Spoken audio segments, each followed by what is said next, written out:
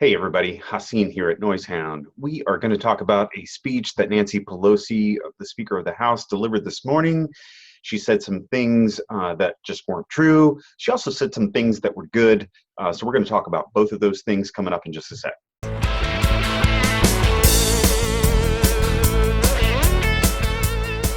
Thanks for visiting my channel, guys.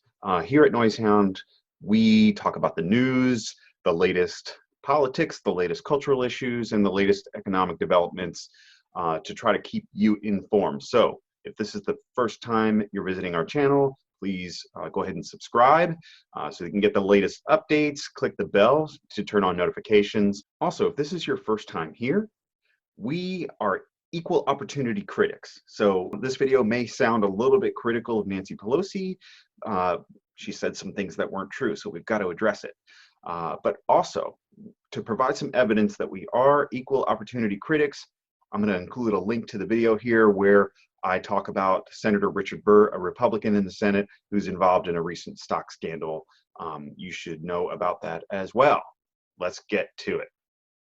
So if you've been following the news this past week, the Senate and the House both have come out with versions of a stimulus package to get us as Americans back on our feet and help to recover from the economic downturn as a result of the coronavirus pandemic. So Nancy Pelosi this morning gave a speech which should have been an apology speech. Instead, though, she's taking credit for some things that she didn't do and also saying some things that are just flat out lies that we've got to talk about. Here's Nancy Pelosi this morning at a press conference.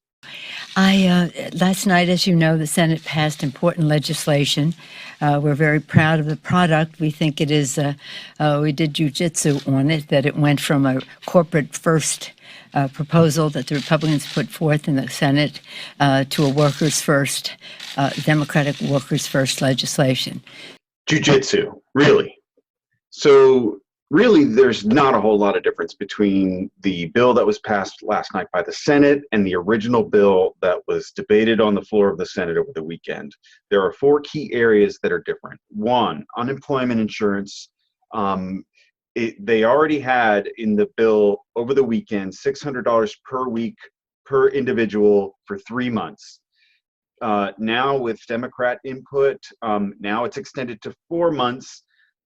So that there is a little bit of a difference there. The second piece is that the direct payments that are going to individuals, $1,200 for individuals, $2,400 to married couples, plus $500 per child. That's going to be based on the 2019 tax returns. And then if you have a different eligibility based on your 2020 tax returns, the difference there is going to happen when you file your 2020 tax returns. So basically in 2021, you're either going to have to pay it back if you made more money, or you're going to get more of a benefit. The third difference is that employers get a payroll tax credit up to 50% of their total tax burden, up to a maximum of $10,000. The fourth and final difference, major highlight, is that employers that pay student loans on behalf of employees, that amount that they pay towards their employees' student loans are credited. So you're eligible to take that off of your taxable income when you file your taxes. So according to the taxfoundation.org, those are the four major differences between the version of the bill that was passed last night and the original bill that was debated on the Senate floor over the weekend. How that equates to completely changing it from a workers first or a corporation's first bill to a workers first bill and jujitsu, I'm not quite sure. So now here's Nancy Pelosi talking about the unemployment insurance, specifically calling out Republicans that voted against it. I'm not sure where this is coming from. I can't see any vote where Republicans voted against anything last night on C-SPAN. So if you can find something, please leave it in the comments because I can't find it. One of the differences, as I said, their corporate downward bubble up from workers, I think was demonstrated last night. Can you believe that I think it was every Republican, I think 49 Republicans last night voted in the Senate to deprive those on unemployment insurance of the additional $600 a week. How could it be that in this time of stress and strain and uncertainty about health and life and livelihood, that they would vote that way? But I think it does demonstrate the point that I made, that not about workers first, but the bill got to be there. And I thank the Senate Democrats for using the leverage they have with the 60 votes. I take pride in what we had in our House bill that is in the Senate bill now. The $600 per week per individual was always in the bill. Here's a montage of senators talking about it Sunday night, right after the Democrats unilaterally along partisan lines voted against the bill. Here it is. We also made a very big effort from both the Republican and Democrat side to very much enhance unemployment. An additional $600 per week to people that are unemployed, plus a lot of people that don't qualify for unemployment now to qualify for unemployment insurance for over at least the next 3 months. Well, there is a big commitment to plussing up, topping off the unemployment accounts that the states maintain, $600 per week for 3 months into those unemployment accounts. So if you're unemployed in this country and you go down to the unemployment office in your state, what you would normally receive in terms of a benefit would be increased by $600 per week per person for 3 months. This is the most significant expansion of our unemployment insurance system in history by far. It's going to significantly expand the number of individuals who are eligible to receive benefits, particularly the self-employed. So it broadens those who qualify for unemployment insurance. These folks, by the way, have never been covered by unemployment insurance before. What's more, it provides a flat increase of $600 per week per person in the unemployment insurance system. So there you have it.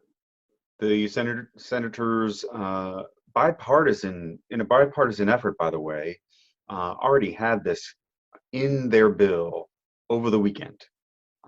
Saturday and Sunday, they worked all day, both days, in 4 different work groups to put this bill together.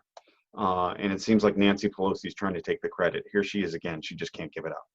And we take some pride in the fact that, as I said earlier, congressional Democrats in the Senate and in the House were able to flip this over from corporate trickle-down Republican version to bubble-up worker first, families first legislation. So is that really what happened? Let's see if Senator Mitch McConnell can shed some light on that for us.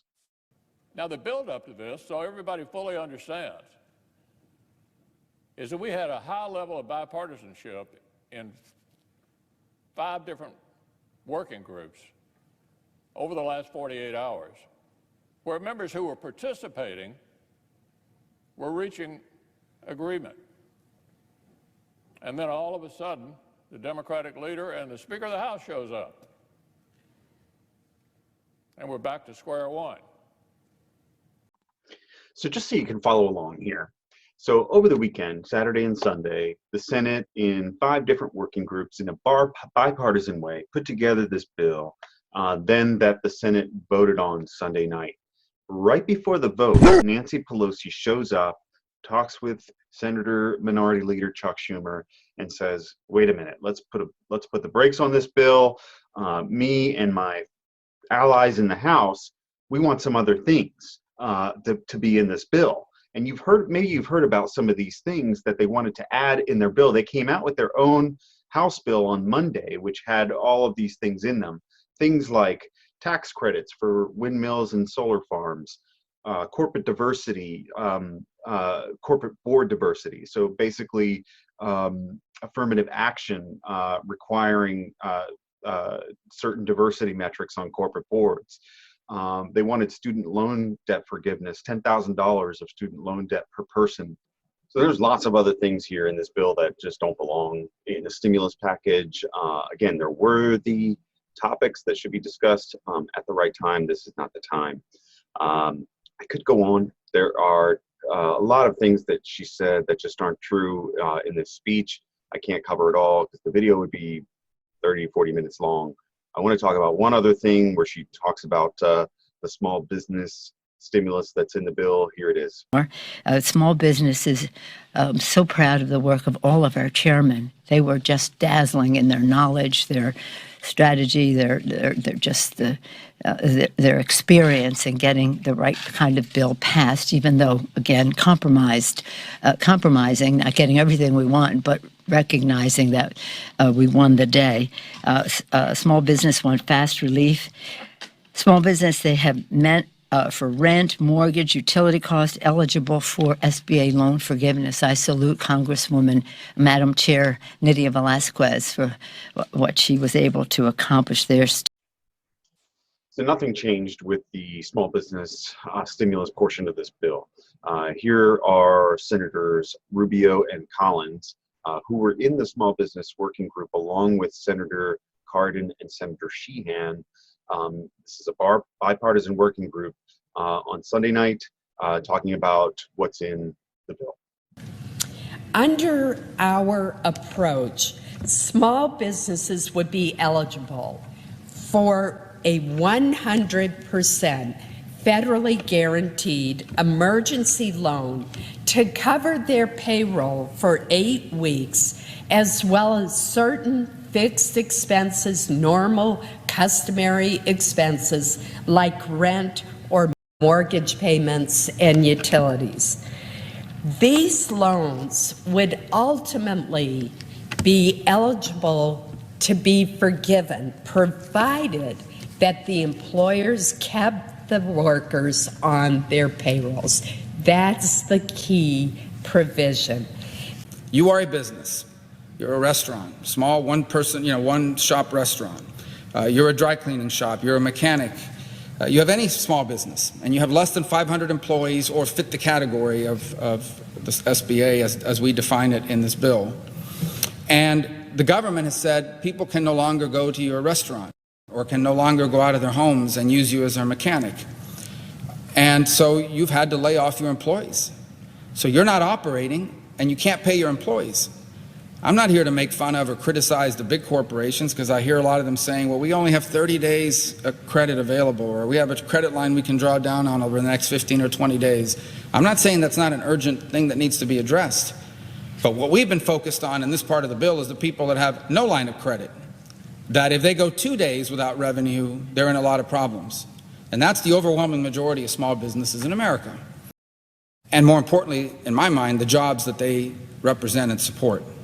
And so the way this works is you will be allowed, or the program will work this way, you will go to a financial operation, be it a bank or some other lender or credit union, frankly, anyone that Treasury says is okay and wants to participate in this. And you will fill out very simple forms that prove you're a business, that prove you had payroll on a date certain, and you will receive the equivalent of 8 weeks of your payroll that you can prove you had. And you will receive this money very quickly, hopefully, if the system can set up and run. And as long as you use that money on payroll and or rent or lease for the business, it's forgivable. You don't have to pay it back. Okay, so I don't know how she can just come out here and lie to the American people like that. So those are the two things that I really wanted to talk about that were just stone-faced lies, where she is talking about that Democrats made these changes to the bill when in fact they were already in the bill. One thing that I do want to give her a lot of credit for that is in the bill is increased education funding. There was money in the original bill for education. The Democrats increased the amount. I think it was $12 billion that was in the original bill, and now it's $35 billion. I give them credit for that. I don't know if you have kids in school, but if you do, you know that they got completely disrupted and they are struggling to try to get to a distance learning model where they're still giving their kids instruction, but doing it either virtually or through packets that go home, those kinds of things. they need funding so that they can move to a completely distance learning model if they need to, and this funding will help them do that. So here's Nancy Pelosi talking about that. Students, we secured billions of emergency education funding. Thank you, Bobby Scott, on our team, and our appropriators, Rosa DeLoe, Anita Lowy, et cetera, doing so much work there. So I hope you enjoyed the points that we made here. There were two things that she said that just were not true that we had to address. The changes that were in for small businesses, and then the changes that were made for unemployment insurance. I'm not sure why she just couldn't stick with the fact that they did extend unemployment from 3 months to 4 months. That's a great thing. Like that, talk about that. And then talk about the increased funding for education. That's a huge thing. Everybody who has kids knows that kids in school knows that they're struggling with that, and many states are basically just washing their hands of it, and there's no more learning happening for this year. So that's a big issue that I think a lot of us can get behind. So why she couldn't talk about those two things and she just had to get up there and make a very political speech that was filled with a lot of untruths is beyond me. I don't know how she expects us as the American people to just not look into it and not research what she said to see if it's true, because it's not. So I hope you enjoyed this video. If you did, please give it a thumbs up, like the video, it helps us out a lot. And also share it with your friends. Maybe they don't know some of these things. We want them to be informed as well.